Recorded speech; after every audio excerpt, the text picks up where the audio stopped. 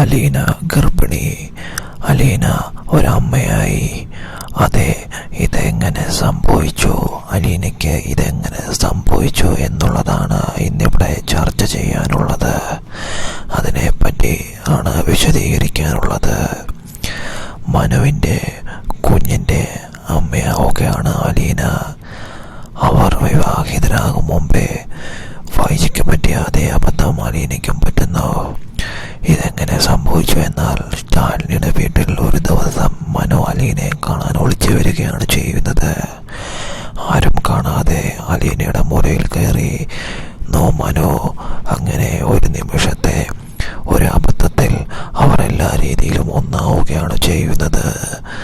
അങ്ങനെ കുറച്ചു നാളുകൾക്ക് ശേഷം സ്റ്റാലിനിയുടെ വീട്ടിൽ വെച്ച് തന്നെ അലീന അറിയുന്നു താനൊരു അമ്മയായി, താൻ പൂർണ്ണ ഗർഭിണിയാണെന്ന്.